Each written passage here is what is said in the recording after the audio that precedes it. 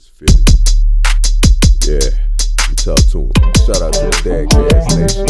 Yo, see, this is the perspective of a dad. Cast it to whomever's interested. Come take this ride with your boy, and I promise to keep it interesting. I'm invested in learning life's lessons so we can grow together. I know the weather be switching up on you, but listen up. It's just life's journeys. This would turn me into a teacher, a father, a husband, a preacher, and I'm trying to reach the top. A writer, an author, an actor, and a director. So when you see the world through my eyes, it's like a reflector of all of that. And I'm all of that, but it's much more to do. See, life is just your movie, and your role is yours to choose. We only get one life to live, and I live my life with prayer. This the DadCast podcast, so hit that like and share. Hit that like and share. Hit that like and share. Hit that like and share. Hit that like and share. Yeah, hit that like and share. What's good, DadCast Nation? Hey, I'm your host, Lavelle, Lemonier, and I want to welcome you to this episode of the DadCast podcast. Hey, as always, I've got to show some love and appreciation to my lovely wife, Dr. Gabrielle Lemonier, for co-founding this show with me and for her tremendous support through each season. To our great sponsors, I want to thank you so much for your support of all the content that we put out. And of course, to our wonderful and amazing audience, the DadCast Nation. We couldn't do any of this without you. So we want to show you much love and appreciation as well for watching, listening, sharing, and liking all of our content. But let me tell you what, man, we've got a treat in store for you today. I want you to get your popcorn and get your notepad, get your drink on, because we are getting ready to get into a great discussion with a great guy. Today's guest is a star of the OWN Network's Season 8 of the reality show Ready to Love. He is a community activist, an entrepreneur, a life coach, a world traveler, and hey, he's really just an all-around solid guy. Help me welcome to the show, DadCast Nation, Mr. Maurier Turner. Peace, love, and light, family. Peace, love, and light, man. I cannot complain. Thank you for having me, man. It's an honor. It's a pleasure. That was a really good intro, too. I'm going to have to, you're going to have to send me that little sound bite, man. I like that. I like that, There man. you go, man. Makes me sound established, you know. Hey, man, I appreciate you getting on with me and just appreciate, taking the time to talk to us, talk to our audience. We've got a lot that we want to cover. Yes, to our audience, Maurier and I have chopped it up just a little bit off air. And so I've gotten to get a good feel for him. And for those of you that watch Ready to Love, this is the guy, man. He was the star of season 8. Yeah, unfortunately, at some of the wrong times, you know. Yes, sir. How many people did you guys start out with? Was it like 18 or something? Yes, sir. We originally started off with 18 people, and then we had 2 wild cards that came in that made it 20 total. But originally we started off with 18 from the mansion mixer. Yes, sir. All right. So if you're not familiar with Ready to Love, shame on you. Go check it out. Season 8. It's been around for 8 seasons now, but this was really an excellent season. And we're going to get into some of that. But before we get into that, how did Ready to Love come about? I mean, are you a reality show guy? Are you an actor? Has this been your big dream to get on TV or something? I mean, yes and no. So the reason why I say yes and no, of course, I've wanted to do like acting in theater, like films, right? TV shows, sitcoms, stuff like that.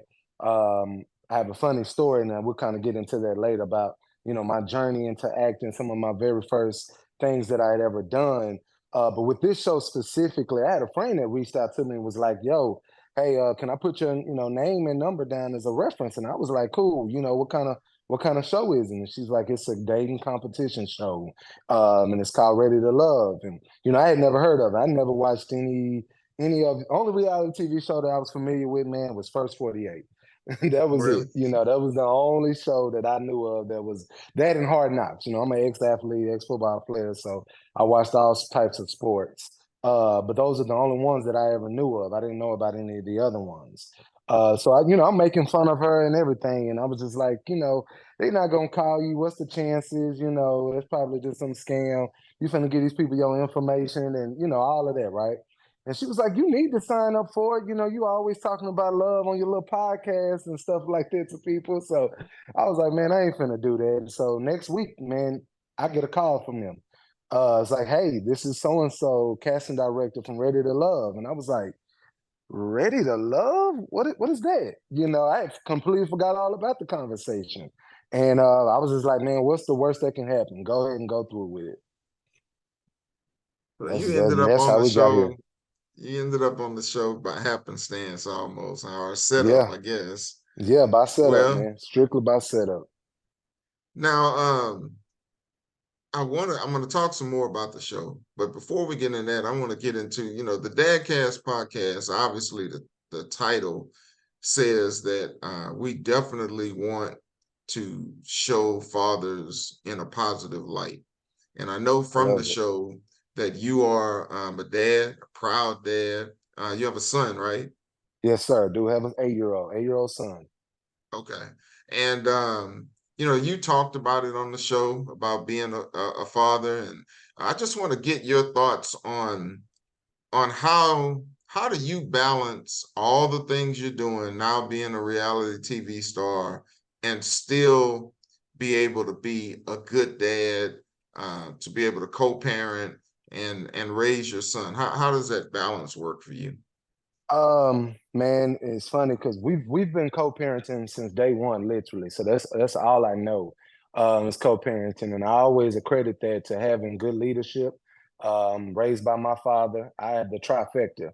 As far as a black man, I know that it's not normal for you to have grandfather, father, godfather very active in your life. Most of the time, we can barely find one. I had all three that were very active, so I kind of had already had the leadership from day one. I didn't even know it was an option not to be involved in your kid's life. For me, being an entrepreneur, that's one of the big things that really pushed me to be an entrepreneur. I want to be at all the doctor's visits. I want to be at all the school events. I want to be at all the sports and extracurricular activities. I don't want some other man or somebody telling me, you can't get out today. So I got to miss my son's graduation. That's not even an option.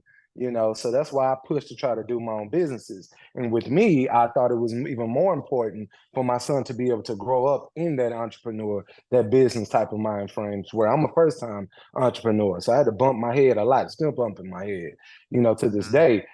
So everything that I do, whether it's my community stuff, whether it's business related, if it is possible and I can bring my son along with me, I'll bring him along with me. It was moments even filming the show. There was a couple of dates that I had him sitting in the background. People didn't even know Really? it, Mhm.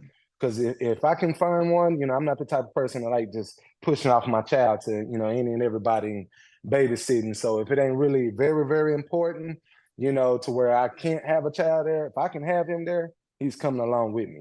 So I want him to already be accustomed, to that type of business environment, entertainment environment, or whatever the case may be. So that way, if he decides, that's the journey and the route that he wants to go, it'll be like second nature to him. Mhm, mhm, fine. And then, so what does he think of his dad being on TV? Yeah, I'm sure he's watched the episodes by now. And what does he think about it? Man, he absolutely loves it. I have a Gemini, so my child, when I say he looks up to me, he absolutely looks up and adores me. There was a moment at his school here recently. They had like a career day, and I wasn't able to actually speak at his career day because I was speaking at two other schools already that same day. So each student had to, I think it was like sign up and say what are some of the things. You had to put like a list of things that you wanted to be, and then you dressed up like one of the also, I guess, careers or something that you also wanted to be as well. So he dressed up like he put his little suit on. He found like one of his little gold yellow polo shirts, and he went to school with it. So the teacher asked him, "Well, who are you supposed to be?" He said, "I'm an actor." And she said, "Okay, well, what actor are you?" He said, "I'm my dad. My dad's an actor." She said, "Really, your dad's an actor?" He said, "Yeah, my dad is on a TV show called Ready to Love. Go Google it. Go Google it." You know, he's telling the whole class to stop doing what they doing. Go and Google. My dad is a superstar. He's a celebrity. You know what I mean? So he dressed up like me. He even, FaceTimed his granny and his mother and was like, "Can y'all guess who I am? I'm supposed to be my daddy." And they like, "Nah, we don't know who you are. Who are you?" And he's like, "I'm my daddy. Look, I'm like my daddy." So that was like my little brownie points of beating my chest. Like, I got my son. He's watching everything I do, every single thing I do, man.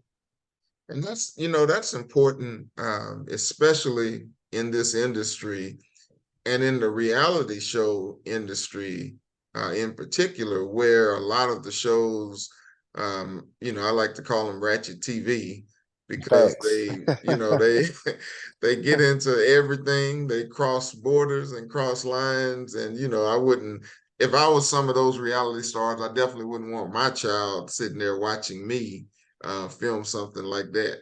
And for you to Facts. be able to bring him on set, man, that's dope. And I'm sure Yeah, that's something he's gonna remember forever. for sure. For sure. Yes, Yeah. sir. You right. So Spot on, man. you also talked about your community, and I want to hit on your activism because that came up on the show as well. Yeah. In fact, in some parts of the show, um, the editing made it look like maybe, this is like the reinvention of Marcus Garvey or something we've got here. Yes, may peace be upon them, man. May peace be upon them. For me, activism, I would say my journey to my blackness and black culture, although my daddy, who also transitioned as well, may peace be upon him, was, I would say, like the starting piece to that. I would always watch movies like Malcolm X. I read the autobiography. He had that sitting around. He even had a book. It was called The Black Bible, and it was talking about like all the blacks of the Bible at the time. I remember growing up. So over time, like I would hear little inklings, but not like heavy, heavy, heavy black consciousness. But just kind of like the little sparks were there, right? It wasn't until I transferred and I went off to Howard and went to DC. And if you know anything, I mean that's where you at right now. If you know anything about DC, DC is a melting pot for like master teachers, black consciousness. It is truly chocolate city, like black businesses. I lived in an area called Prince George County at the time. Prince George County was the richest black county in all of America. Most of your richest black communities are out of Prince George County. If you go and look up like the top 10, I'm almost sure probably 4 to 5 of them will be out of that area. So I would see like all types of like prominent black figures. And these weren't celebrities. These just everyday average Joes, like average household income, 350,000. Where I come from, being from Dallas, coming from the South, only people I really knew of that had money was pastors and doughboys. Those were the only two. We didn't really get to see celebrities like that. We didn't really get to see thriving, prominent black figures growing up. Being in the Bible Belt, it's a very segregated area still. In DC, it was the polar opposite. Everybody was black. Everybody was doing good. There was all types of master teachers. I was able to meet people like Dr. Yosef Ben Yakinan, Dr. Sabi, Dr. Laila Africa, Francis Cress Welston, Anthony Browder, Asa G. Hilliard. Man, I mean, the list goes on and on. Like any of your who's who in the black community of orators and, great speakers and community leaders and activists, they all came through there at one point. So I would begin to read books, and that was like my journey where I'm starting to read. I'm starting to grow. I'm learning things. My professor at Howard, he also wrote the African American Studies books for all universities. So this was a guy who could walk in a lecture room, and he didn't need a computer. He didn't need any notes or scantrons or any of that type of stuff. He was just speaking off the top of his head. So that just I'm learning about blacks pre-slavery, right? So I'm getting awakened to all of this. And then I think it was Oscar Grant. Oscar Grant happened, what, 2008, 2009? Yeah, I think Somewhere so. in there. Yeah. I remember watching I was in the dorm watching Oscar Grant. They were talking about the situation. He got killed. And then I remember the brother out of New York that also got killed as well. It was around that same time frame. And it was just like, man, I got to do something. I got to create something. I'm seeing all these different organizations, but I just watched them and I felt like they were all a bunch of photo ops. Everybody was just trying to be seen. Nobody was actually putting together things. At this point, I'm studying the five percenters. I'm studying the UNIA, the works of Marcus Garvey. I'm seeing the works of Malcolm, the things that he was putting together.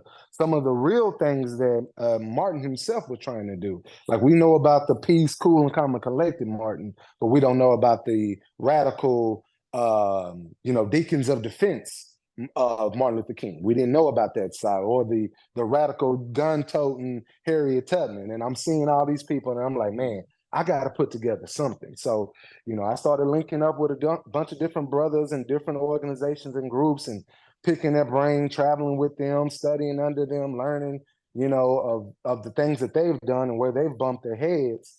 So I was like, hey, I'm just going to go ahead and decide to create my own. So 2011, me and my friend Kaif Henson, we created Black Leaders Achieving Cultural Kinship. Okay, very good. Black Leaders Achieving Cultural Kinship. Yes, sir. And we're a community initiative organization. We're most known for our Big Brother program, a lot of our mentor programs, but we've done everything from holistic health and wellness events, financial literacy teaching, help businesses get funding, a lot of aid to communities that was either impoverished or, food desert, setting them up, trying to get grocery stores put together.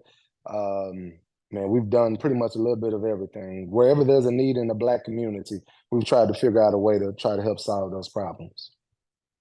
It's interesting too that you meant. I'm a segue back to the show for a minute.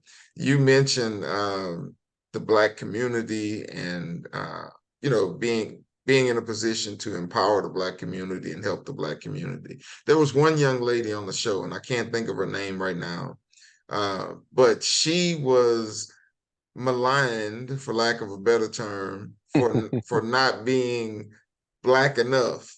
Yes, Kira, that's right. And she even asked one of the guys on the show. She said, "Oh, I thought you would date white women or something." And then that became an issue on the show. So what do you think, from your frame of reference and your frame being through the lens of activism, how did you perceive that moment on the show, and her in particular? How did you view her? Was she, as we saw on the show, was she really, a Black person in Black skin, but not really a Black person? Yeah. Or as we like to call them, dark-skinned white people. There you go. I will say to her defense, she was the polar opposite of me. I'm almost 90%, 99% sure I'm the Blackest person to grace this type of TV show, or these TV shows altogether. And she was probably, if not one of the whitest people to already, grace this type of show. For me, it wasn't about trying to judge her as if she's Black enough and, take her Black card away from her. Let's talk bad about her, because that goes against naturally really what everything that I believe in, as far as Black people fighting, Black people at war, because I believe that conquer and divide is already what they want to do, right? But I was talking about in the sense of a connection, right? If a person comes to me, a woman specifically in this situation, she says, I don't feel comfortable around large groups of Black people. Well, for me, I'm looking around. These are successful Black people. These people have brands. These people have thriving companies. Some of these individuals have been in, magazines of the likings of Forbes and stuff like that. So these are successful, everyday Black people. If you don't feel comfortable around them, baby, you sure not gonna feel comfortable around hoteppers, comedic, traveling back to Africa, dual citizenship. They're not even using white paper because they don't even like, anything white. They vegan, raw vegans at that. They not touching no meat. They're praying to the ancestors. They don't want no white deities around them. They speak in Swahili. All of their names are changed. Wearing dashikis and ancient African cloth and stuff like that. So it's like, Well, if you don't feel comfortable around them, you probably wouldn't feel comfortable around my group of Black people. So for me, I was just like, this connection probably is not going to work. You know what I mean? I might be too Black for her, but I already know that about myself.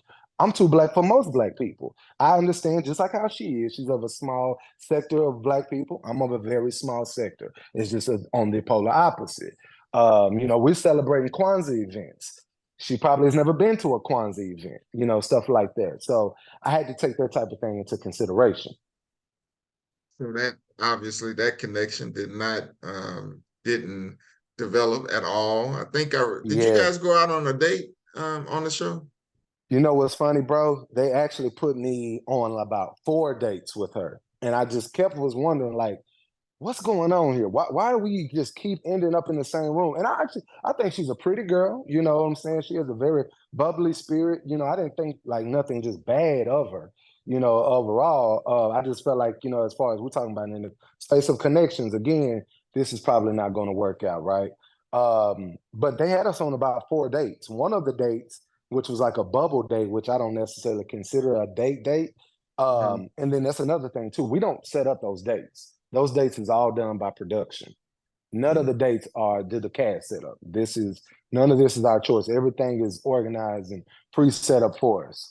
But in that bubble date, she says, because I bring up to her, I'm like, hey, the conversation about, where you look at Black culture, she's like, I don't know where this is coming from because I have Black siblings. My father's Black.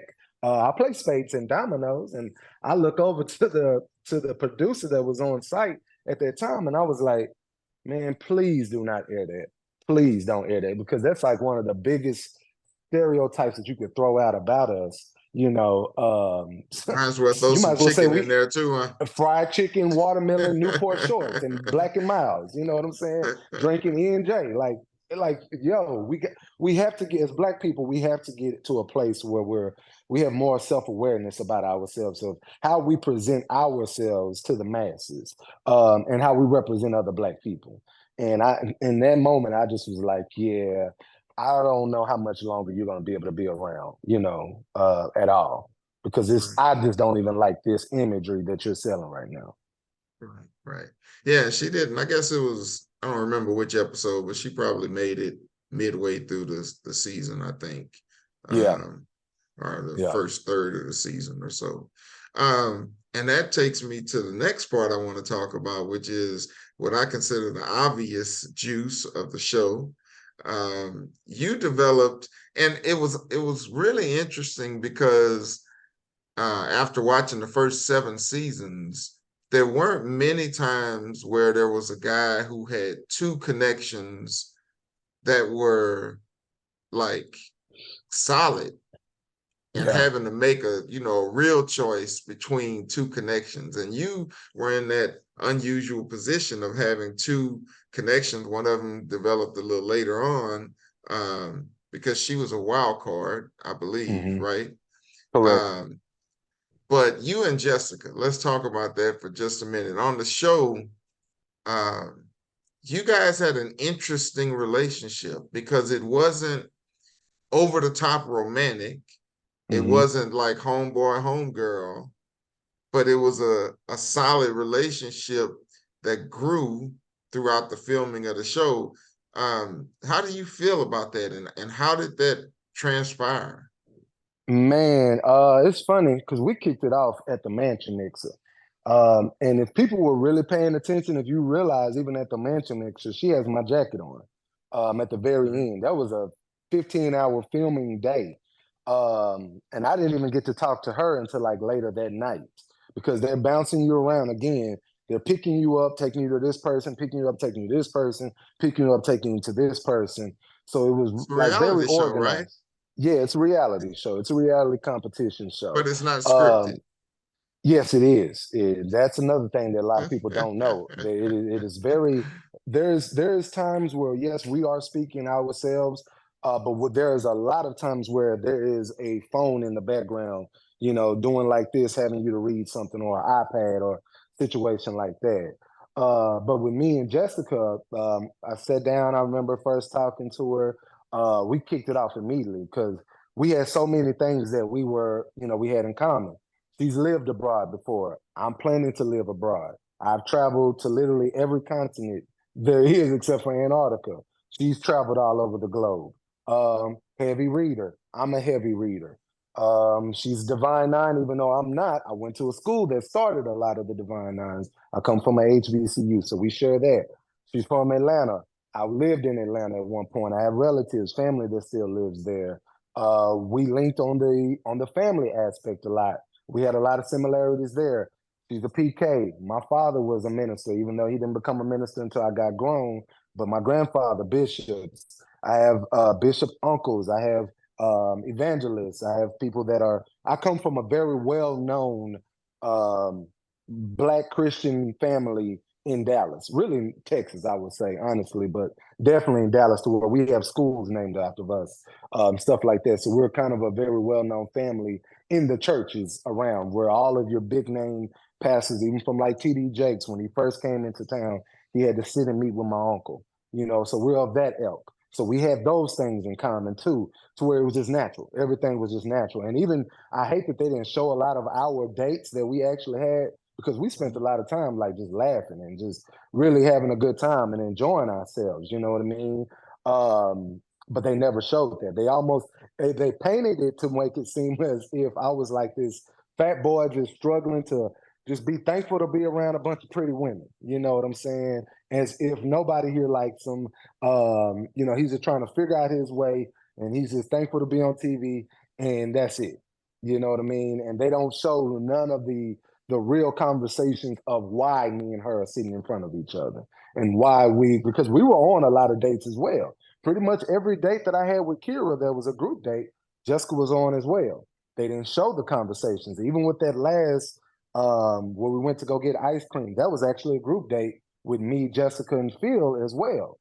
And they split us up. They took Jessica and Phil one way, and they took me and Kira in a whole nother way. They didn't show where me and Jessica were talking in that moment.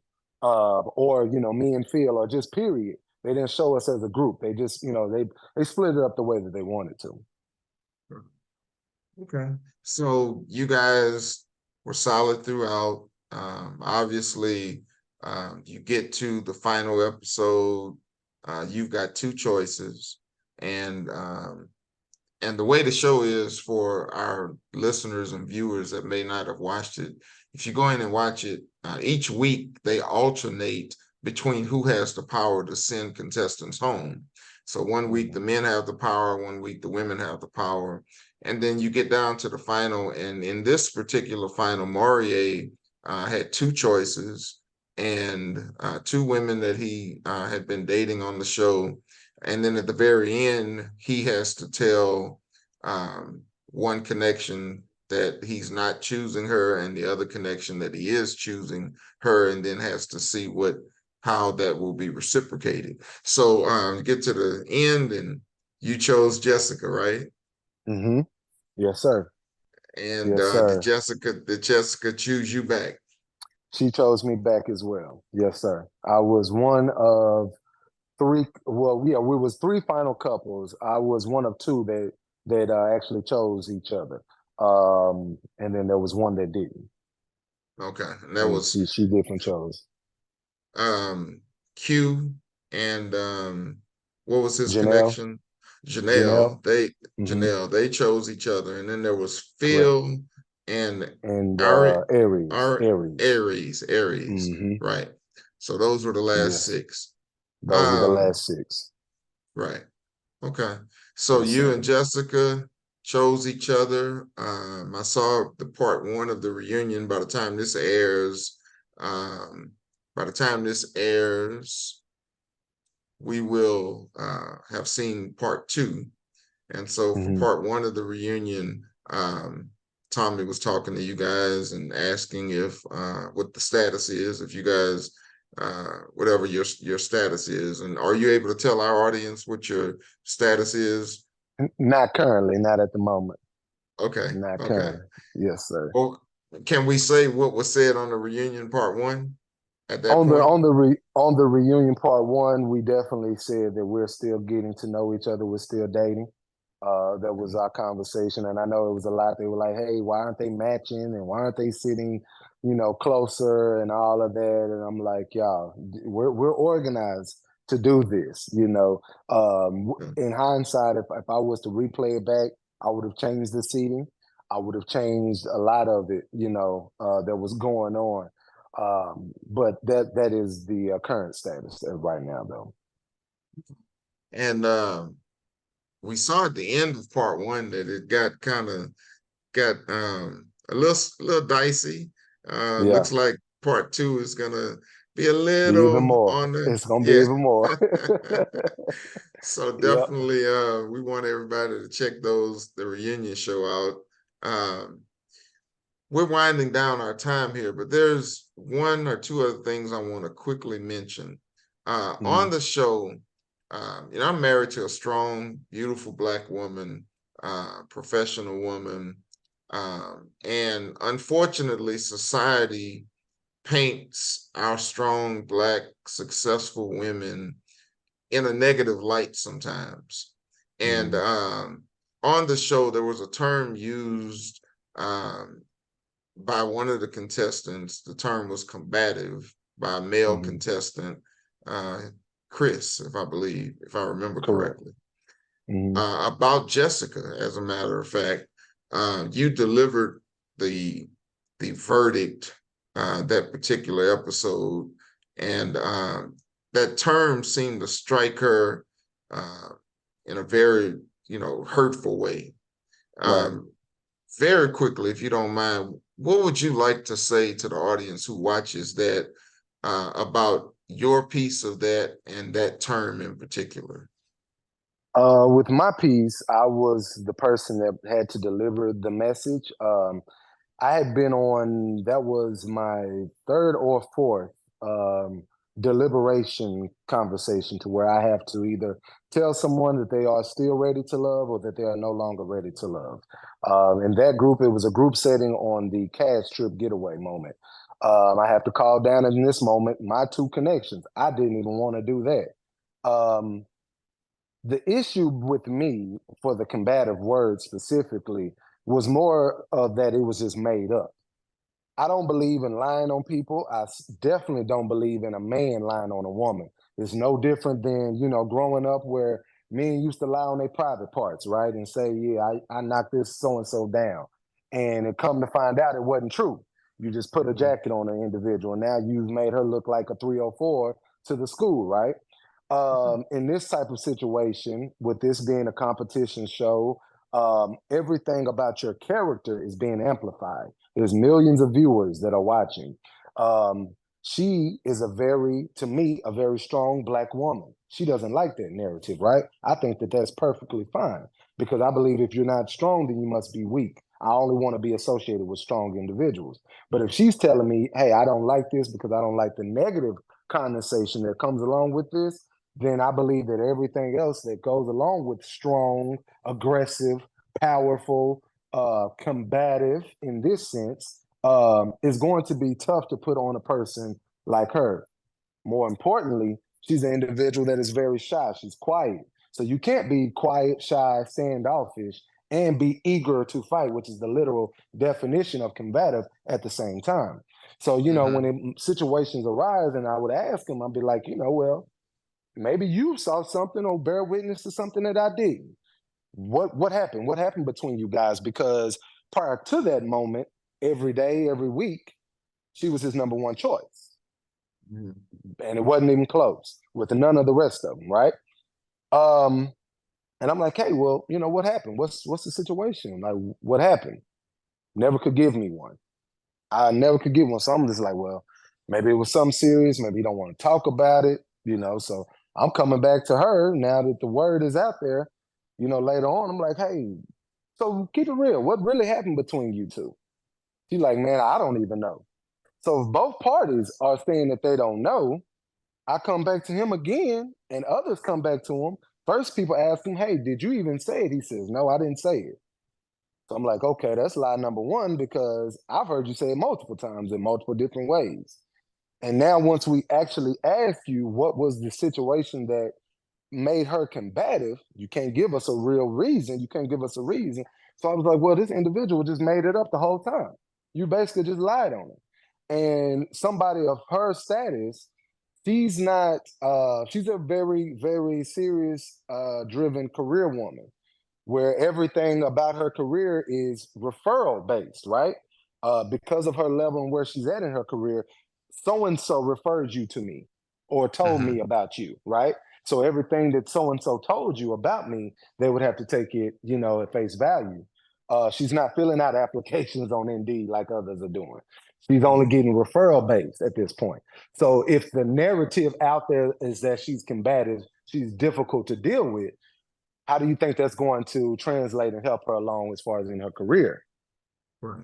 For me in that moment, now I know this about her. So when I go out there and I say combative, to me, it was a 40-inch slip. I was so focused on not saying it that I ended up saying it. Because there was also some things that I was supposed to say about Sierra that I didn't say either. But at this moment, again, because it's scripted, I'm trying to remember my lines. I have a certain order that I have to even tell so-and-so to walk up. I have to tell this person to walk up first, then tell this person to walk up next. I have to say this about this person, say this about this person. So when I'm remembering all the lines, I'm saying combative, oh man, because if you pay attention, I put my head down.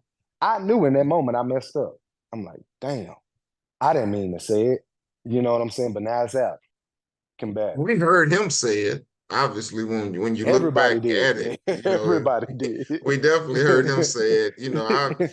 I was like ready to come through the TV screen, especially at the end. When he cussed her out at the end, I'm like, hold up, like the line has been drawn and you stepped way over it, bro. Like you got to pull back. Even with that scene of the disrespect part, we had a whole meet the production team thing, right? Where each individual cast by themselves met all the producers. And they would, they kind of built a profile on everybody, asking you about yourself. What do you do for a living? How long you been single? Where are you from? Do you have any acting experience? Stuff like that. What is the type of women that you like?